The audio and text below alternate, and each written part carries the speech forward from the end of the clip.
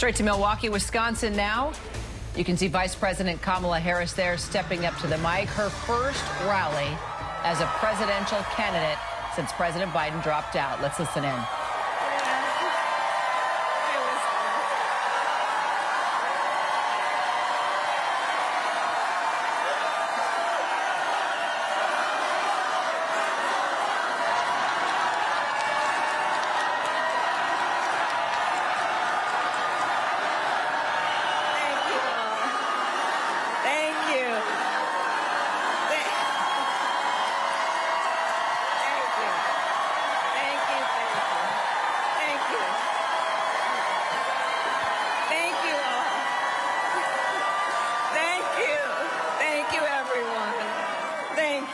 Thank you.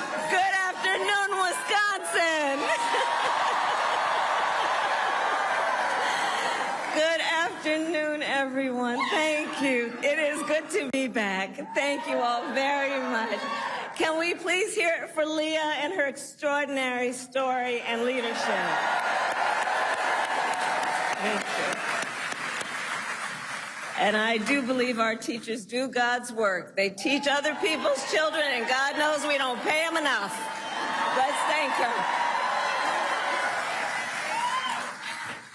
And it is so good to be here and be back with so many extraordinary leaders, including my friend, the great governor of Wisconsin, Tony Evers. He's here somewhere. My dear friend, Senator Tammy Baldwin. And you know, I had the privilege of serving with Tammy when I was in the United States Senate, and she is always fighting for the people of this state, and I know that the folks that are here are going to make sure you return her to Washington, D.C. in November. Yes, we are going to elect her back to Washington, D.C. It is so good to be here also with Lieutenant Governor Sarah Rodriguez, Attorney General Josh Cole, Wisconsin Secretary of State Sarah Godlewski, County Executive David Crowley, Mayor Cavalier Johnson, and the great State Party Chair Ben Wickler, who I have worked with. Ben, you and I have been working together for years, and I can attest he knows how to build the infrastructure that delivers wins up and down the ballot. Thank you, Ben.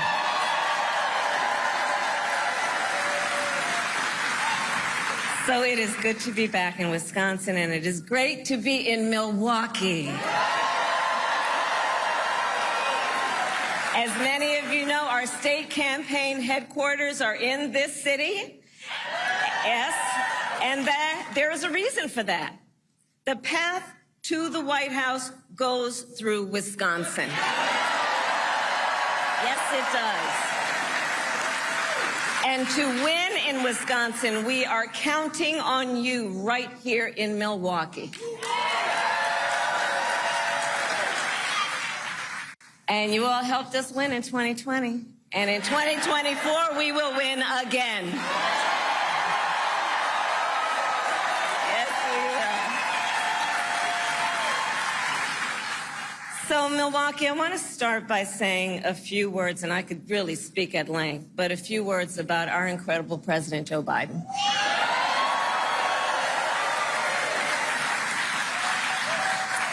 It has truly been one of the greatest honors of my life to serve as Vice President to our President, Joe Biden. Joe's legacy of accomplishment over his entire career and over the past 3.5 years is unmatched in modern history. In one term, think about it, in one term as president, he has already surpassed the legacy of most presidents who served 2 terms in office.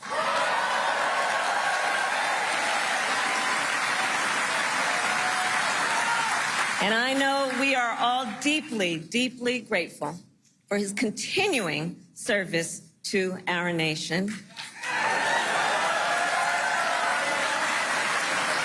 And it is my great honor to have Joe Biden's endorsement in this race.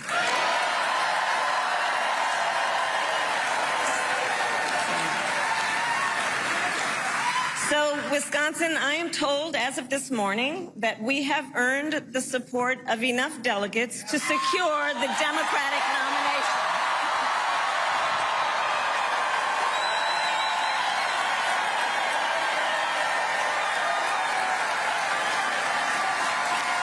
And I am so very honored, and I pledge to you I will spend the coming weeks continuing to unite our party so that we are ready to win in November.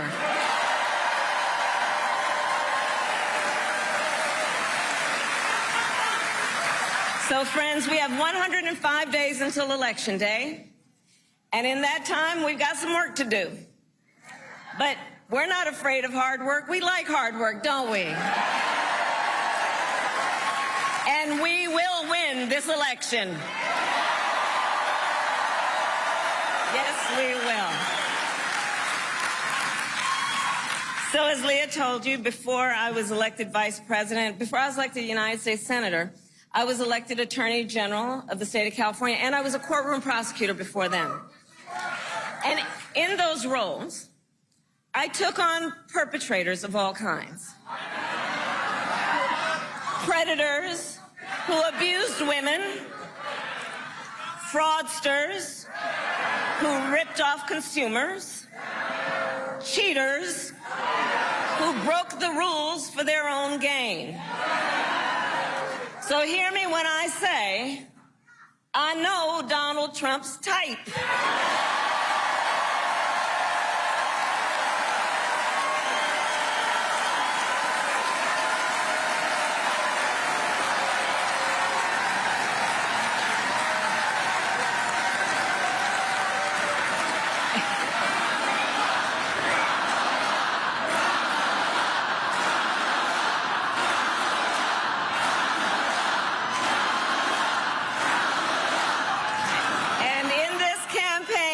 I promise you, I will proudly put my record against his any day of the week.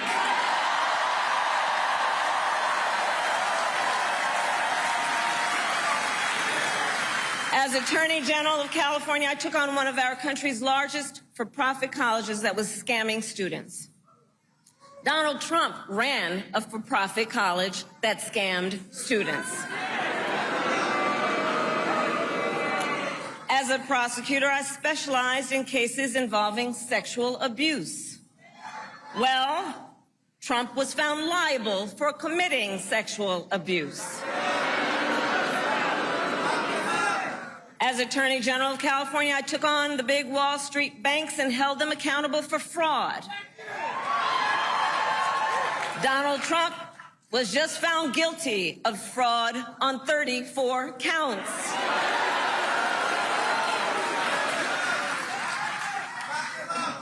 But let's also make no mistake, this campaign is not just about us versus Donald Trump. This campaign is about who we fight for. This is about who we fight for. Just look at how we are running our campaigns. So Donald Trump is relying on support from billionaires and big corporations. And he is trading access in exchange for campaign contributions. A couple months ago, you all saw that a couple months ago at Mar-a-Lago, he literally promised big oil companies, big oil lobbyists, he would do their bidding for $1 billion in campaign donations. On the other hand, we are running a people-powered campaign.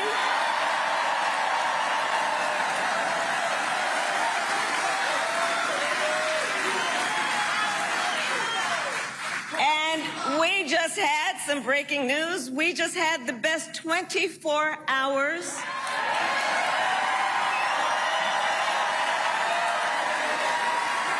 of grassroots fundraising in presidential campaign history. All right?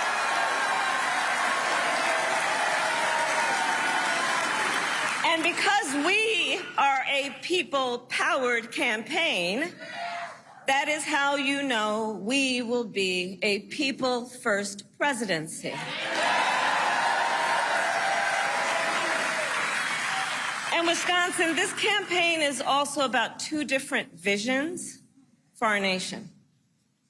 One, where we are focused on the future. The other, focused on the past. We believe in a future where every person has the opportunity not just to get by, but to get ahead.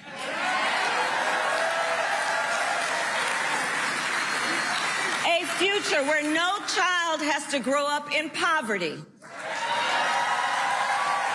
Where every worker has the freedom to join a union.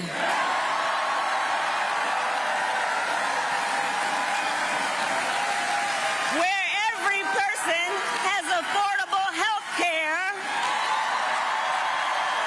affordable child care, and paid family leave. We believe in a future where every senior can retire with dignity.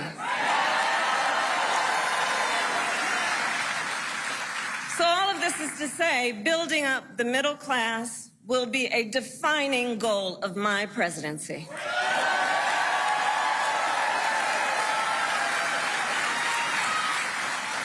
Because here's the thing we all here, Wisconsin, know. When our middle class is strong, America is strong.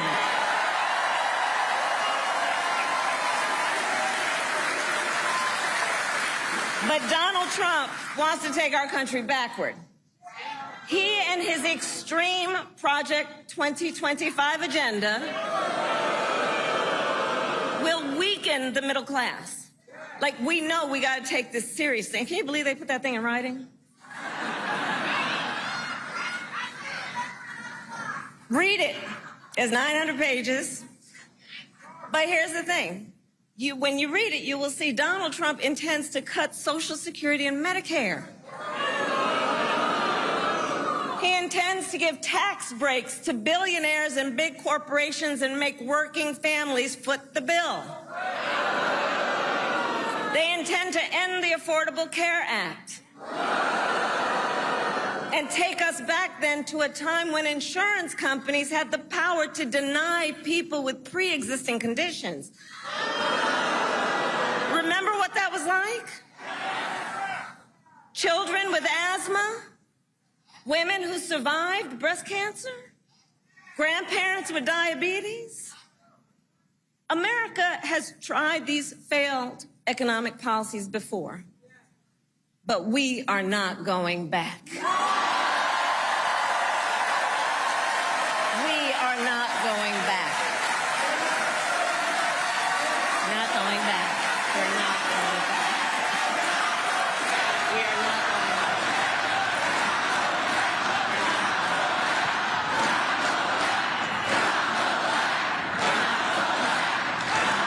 And I'll tell you why we're not going back. Because ours is a fight for the future. And it is a fight for freedom.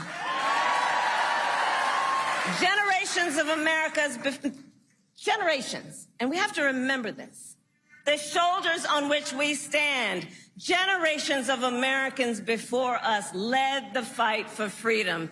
And now, Wisconsin, the baton is in our hands.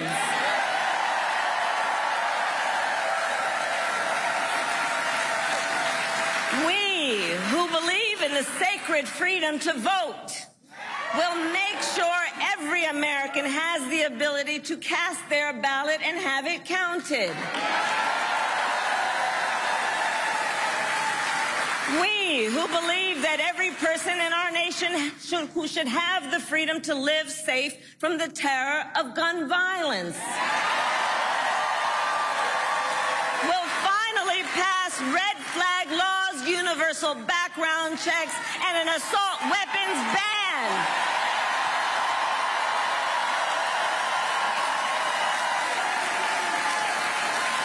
And we, who believe in reproductive freedom, will stop Donald Trump's extreme abortion bans because we trust women to make decisions about their own body and not have their government tell them what to do.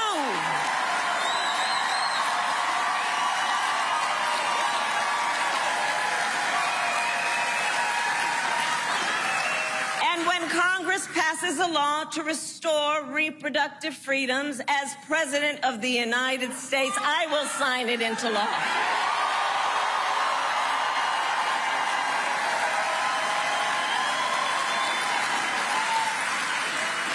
So, Wisconsin, ultimately in this election, we each face a question.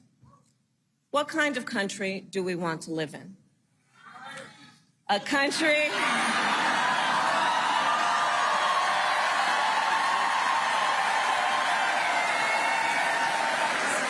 and to your point, do we want to live in a country of freedom, compassion, and rule of law? Or a country of chaos, fear, and hate? And here's the beauty of this moment. We each have the power to answer that question. The power is with the people. We each have the power to answer that question. And in the next 105 days, then we have work to do. We have doors to knock on, we have phone calls to make, we have voters to register, and we have an election to win.